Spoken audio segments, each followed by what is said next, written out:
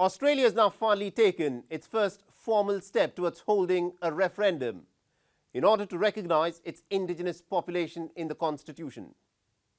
Now, Australia's aboriginal people have not even been mentioned in the 122-year-old constitution of a modern first world nation.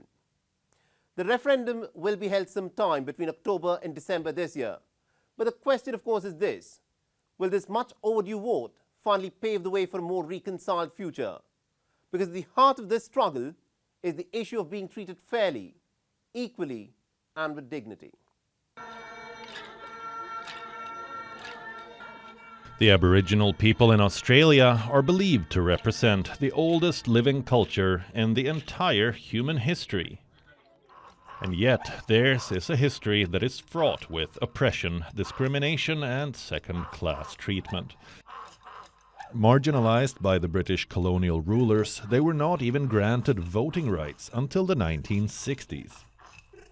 To this date, the Aboriginal people do not enjoy equal rights, along with the settler white population, nor are they recognized by the 122-year-old Australian Constitution. But on the 30th of March, the Australian government took the first significant step to correct this bias. Aboriginal and Torres Strait Islander peoples have occupied the Australian continent for over 60,000 years and represent the oldest continuous living cultures in human history. They have maintained a relationship with Australia's land, waters and sky since time immemorial. Yet Aboriginal and Torres Strait Islander peoples are not recognised in our Constitution.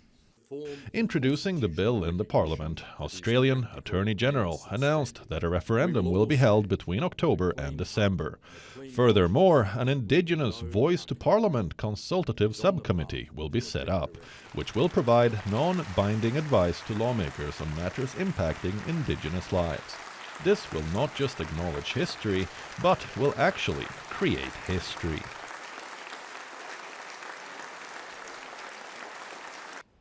Today, with the introduction of the Constitution Alteration Bill, we are one step closer to making history. One step closer to making history. One step closer to creating a voice that will make sure the voices of our people are heard. One step closer to improving lives with a voice that makes a difference. One step closer to moving Australia forward for everyone. Aboriginal and Torres Strait Islander people make up about 3.2% of the Australian population. They comprise of several hundred groups with unique histories, traditions and languages, but were only included in the Australian census in 1967, after a referendum to amend the Constitution.